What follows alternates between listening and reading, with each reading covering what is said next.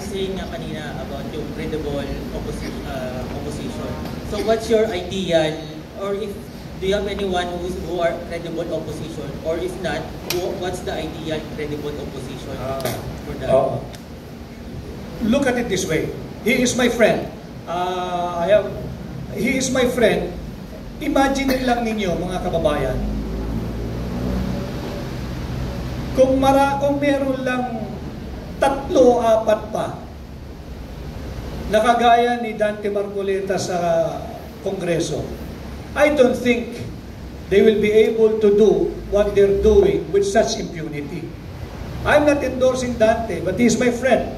Should he file for senator, by all means, I will campaign, not just vote for Dante Marcoleta. People like him, we need the Senate. The congressman, ano? Congressman yes. Dante. So that's my, yan yung sinasabi ko, that's what I am pushing for and promoting and campaigning. Let's put, hindi natin kayang abutin yung dominant opposition, at least a credible and effective opposition who can articulate yung mga issues ng bayan. Hindi yung pang-sariling interest lamang. Thank you. May tanong dito, si Cathy. Pag-state your full name. Okay.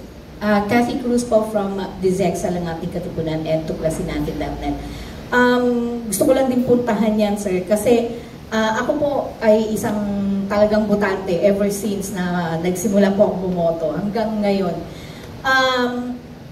Nakakalungkot po kasing isipin na sa mga nakahanay po na gustong tumakbo, wala pong mapili ang taong bayan. Diba?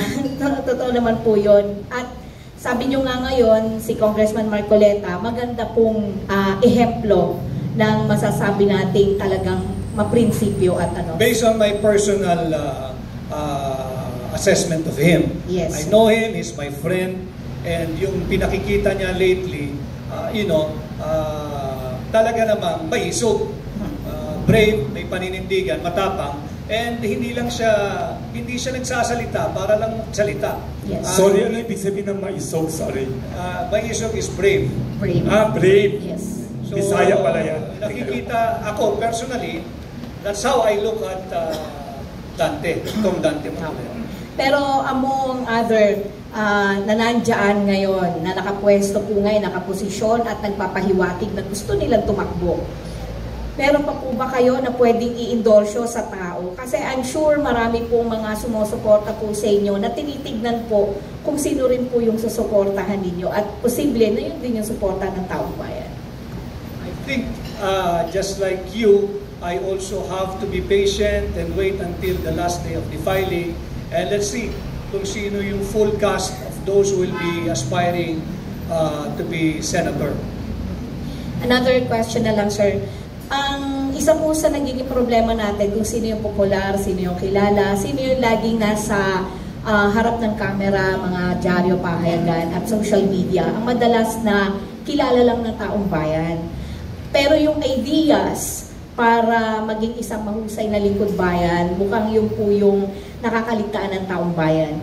Ano po ba yung mga qualifications na pwede niyong ihabilin sa lahat ng mga botante ngayon ng mga Pilipino? Na sino ba yung tama naming iboto? Ano ba yung qualification? Not particularly the name, but at least yung katangian na dapat naming hanapin sa kanila. Well, unang-una kinakailangan totoo yung layunin na makapagsilbi sa bansa for running. Hindi para lang may pagpatuloy yung dynasty, yung political or family dynasty. Hindi dahil sikat, and that's the easiest way to be famous, at ang tingin doon sa trabaho ay may pondo ng gobyerno, madaling paraan para yumaman. Wala naman kasing one size fits all na formula, case to case basis, and I'm sure and I hope merong lalabas dyan until October 8 na talaga namang deserving of the trust, the vote, and the support of the Filipino people. But until then, we have to wait until we see the full cast of those who will be aspiring and running for senator. Pero sana Yun nga, yung mga nakakaunawang kagaya ninyo, yung milyong-milyong nakasubaybay po ngayon in different platforms, let's take it as our solemn duty to enlighten and paliwanagan natin yung higit na nakararami nating kababayan na hindi lubos na naunawaan ang mga tunay na issues na bumabagabag sa ating bansa. We cannot just, mga kababayan, we cannot just rely on those people who are giving you ayuda. Ayuda has no proven societal benefit, and it is only intended to further the political aggrandizement of those who are giving the ayudas. You should not even thank them. That is your money. That is our money. That is the money of the Filipino people. At ang ayuda is stopgap measure. It cannot be an economic stimulus or policy of the government to sustain our economy. No. You know, ang ayuda, binibigay lang yan, pantawid gutom. And yung 4-piece program, yung mga recipient po ng 4-piece, dapat to gumagraduate kayo dyan. Hindi pwedeng habang buhay kayong recipient ng 4-piece. Hindi rin pwedeng habang buhay kayong recipient ng ayuda. To the point that those who are promoting for the Philippines to become an ayuda nation, habang buhay na lang kayong tatanggap ng ayuda, hindi na kayo magtatrabaho. And I have seen many workers here in Kamuning Bakery. May mga nagsisilbi rin sa atin, waiters, mga trabador ni Wilson. Hindi niyo ba napapansin? I have nothing against those who really deserve those ayudas. Ang sinasabi ko, yung mga nagtutulak na maging ayuda nation ng Pilipinas at ang mga Pilipino. Bakit wala kayong binibigay na katumbas doon sa mga nagbabanat ng buto?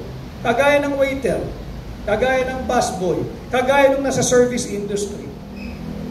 Babawasan agad natin ng withholding tax tuwing sahod. Bakit yung hindi nagbabanat ng buto at ayaw ninyong graduate sa 4P, sige lang bigay nyo ng pera, sige lang bigay nyo ng ayuda? Di ba may disparity? Sino ba ang tumutulong na magpuno ang kaba ng bayan?